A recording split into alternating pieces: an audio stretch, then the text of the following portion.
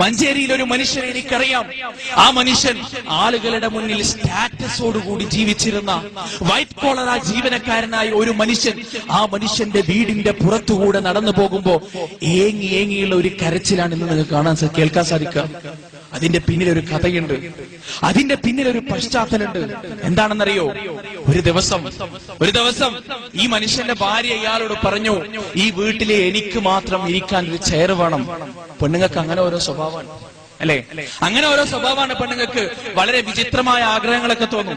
അങ്ങനെ ഈ മനുഷ്യനോട് പറഞ്ഞു, എനിക്ക് മാത്രം ഇരിക്കാനുള്ള ഒരു ചെയർ വേണം, അതിൽ വേറെ ആരും ഇരിക്കാൻ പാടില്ല. അങ്ങനെ ആ ചെയർ വാങ്ങിച്ചു കൊടുത്തു. ഒരുപാട് കാലം കഴിഞ്ഞു ഉമ്മ അവിടെ ഇരിക്കാൻ തുടങ്ങി. ഉമ്മി ആ ചെയറിൽ ഇരിക്കാൻ തുടങ്ങി. ഇവൾക്കത് പിടിച്ചില്ല. ദിവസവും ഇയാൾ വരുമ്പോ പരാതി പറയാൻ തുടങ്ങി. അങ്ങനെ ഉമ്മാനോട് ഇയാൾക്ക് വെറുത്തു. ഉമ്മാനെ വേണ്ടാണ്ടായി, വെറുത്തു. ഉമ്മാനെ ചിന്തിക്കുമ്പോ തന്നെ അയാൾക്ക് ബ്ലഡ് പ്രഷർ കൂടും. അങ്ങനെ ഒരു ദിവസം ഈ മനുഷ്യൻ വീട്ടിലേക്ക് കടന്നു വരുമ്പോ ഉമ്മ ആ ചെയറിൽ ഇങ്ങനെ ഇരിക്കുക. ഇയാൾ എന്താ ചെയ്തറിയോ? കാട്ടാടനെ പോലെ, കാട്ടുപന്നിയെ പോലെ, വിരളി പിടിച്ച കാട്ടുപന്നിയെ പോലെ വീടിന്റെ ഗ്രില്ല് തുറന്ന് അകത്തേക്ക് കയറി ആ ഉമ്മാന്റെ പള്ളക്ക് ചവിട്ടി. ഏതൊരു വയറ്റിലാണോ 10 മാസവും 9 മാസവും ചില്ലറ ദിവസവും അവൻ ചുരുണ്ടുകൂടി കിടന്നത്, ആ ഉമ്മാന്റെ വയറ്റിലേക്ക് കണ്ണിൽ ചോരയില്ലാതെ ഈ ശൈത്താൻ ചവിട്ടി. ഉമ്മ തിരിച്ചുകൂടൂ. അന്നേരം ആ ഉമ്മാന്റെ വായിൽ നിന്ന് ഒരു വാക്ക് വന്നു. എന്താണെന്നറിയോ? മോനെ, എന്തൊരു ശക്തിയാടാ നിന്റെ കാലിന്. ആ ഉമ്മ കരഞ്ഞുകൊണ്ട് അത് മാത്രമേ പറഞ്ഞുള്ളൂ. കുറച്ച് ദിവസം കഴിഞ്ഞ് ഉമ്മ മരിച്ചുപോയി. ആരോടും പരാതി പറഞ്ഞില്ല, ശപിച്ചില്ല. പക്ഷേ കുറച്ചു ദിവസം കഴിഞ്ഞ് ആ മനുഷ്യൻ നഖം വെട്ടുന്ന സമയത്ത് കുറച്ചൊന്ന് കയറ്റി വെട്ടി. പഴുത്തു, നീരായി, പഴുപ്പ് കൂടി, കാല് മുട്ടുവരെ മുറിച്ചു, തൊടവരെ മുറിച്ചു. പഴുപ്പ് ഡയഫ്രത്തിലേക്കും അവിടുന്ന് അങ്ങോട്ട് മുറിച്ചു മാറ്റാൻ കഴിയാത്ത സ്ഥലങ്ങളിലേക്ക് പടർന്നു. ഇന്ന് ആ മനുഷ്യൻ ആ പഴുപ്പിന്റെ ക്യാൻസറിന്റെ അതേ തരത്തിലുള്ള വേദനയുമായി തന്റെ ഭാര്യ ഉപേക്ഷിച്ചു പോയി. ഏതൊരു ഭാര്യയ്ക്ക് വേണ്ടിയാണോ തന്റെ ഉമ്മാന്റെ ഗർഭപാത്രത്തിന്റെ സ്ഥലത്തേക്ക് ചവിട്ടിയത്, ആ ഭാര്യ തിരിച്ചുപോയി, ഉമ്മ മരിച്ചും പോയി. ഇവൻ ഇന്ന് ആ വീടിന്റെ അകത്തളങ്ങളിൽ ഒറ്റക്ക് കിടന്നുകൊണ്ട് കരയ. അള്ളാന്റെ ശിക്ഷ.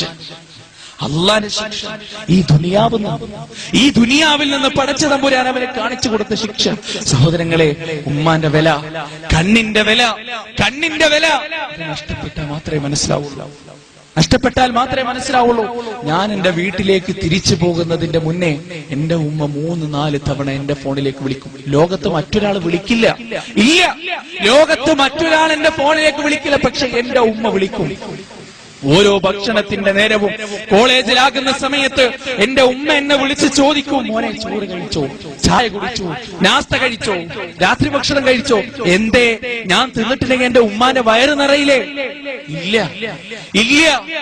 ഉമ്മ വിശന്നാലും എന്റെ വയറ് നിറഞ്ഞാലേ ഉമ്മാന്റെ മനസ്സ് നിറയുള്ളൂ. അതാണ് ഉമ്മ. ഞാനൊരു ആക്സിഡന്റായി ഒന്നിനും പറ്റാത്ത അവസ്ഥയിൽ ഞാൻ കിടന്നുപോയാൽ കിടക്കുന്ന കിടപ്പിൽ തന്നെ ഒക്കെ വിസർജിക്കുകയും കാഷ്ടിക്കുകയും മൂത്രിക്കുകയും തുപ്പുകയും ഛർദ്ദിക്കുകയൊക്കെ ചെയ്താൽ എന്റെ മുറിയിലേക്ക് ഈ ഭൂമി മലയാളത്തിന് മുകളിൽ 2 ആള് മാത്രമേ കടന്നു വരുള്ളൂ. ഈ ഭൂമി മലയാളത്തിൽ എന്റെ മുറിയിലേക്ക് അറപ്പും വെറുപ്പുമില്ലാതെ കടന്നു വരുന്ന 2 ആള്. അതിൽ ഒന്നാമത്തേത് എന്റെ ഉമ്മയാണ്, എന്റെ മാതാവാണ്. രണ്ടാമത്തേത് നല്ലവളാണെങ്കിൽ മാത്രം, അവിടെ നിബന്ധനയുണ്ട്, നല്ലവളാണെങ്കിൽ മാത്രം എന്റെ ഭാര്യയാണ്. ആലോചിച്ചു നോക്ക്. ഞാൻ തിരിച്ചു പോകുന്ന സമയത്ത് ഒരു ആക്സിഡന്റ് സംഭവിച്ച് ആ വാർത്ത എന്റെ കുടുംബത്തിലേക്ക് എത്തിയാൽ അല്ലാഹ് എന്ന് പറഞ്ഞ് ആദ്യം നെഞ്ചത്ത് കൈവെക്കുക. എന്റെ ഉമ്മയാ, എന്റെ കാമുകിയല്ല. സഹോദരങ്ങളെ, ആ ഉമ്മാന്റെ വില മനസ്സിലാക്കണം. ഇന്ന് രാത്രി വീട്ടിലേക്ക് തിരിച്ചുപോയി ഉമ്മയുമായി എന്തെങ്കിലും ഒരടക്കുണ്ടെങ്കിൽ, ഞാൻ സംസാരിക്കുന്നത് 20-നും 40-നും ഇടയിലുള്ള യുവാക്കളോടാണ്. 20-നും 40-നും ഇടയിലുള്ള യുവാക്കളോട് അവരാണ് ഉമ്മയെ തീ തീറ്റിക്കുന്നതിൽ ഏറ്റവും മുഖ്യ പങ്കാളികൾ. ഏറ്റവും മുഖ്യ പങ്കാളികൾ ഇന്ന് രാത്രി വീട്ടിലേക്ക് തിരിച്ചുപോയി കെട്ടിപ്പിടിച്ച് ഉമ്മാനോട് പറയണം, അതിനെന്താ നാണം, അതിനെന്താ നാണം. ചിലപ്പോ ഉമ്മ എന്താണ് നീ കളിക്കുന്നതെന്നൊക്കെ ചോദിച്ചാൽ, പക്ഷേ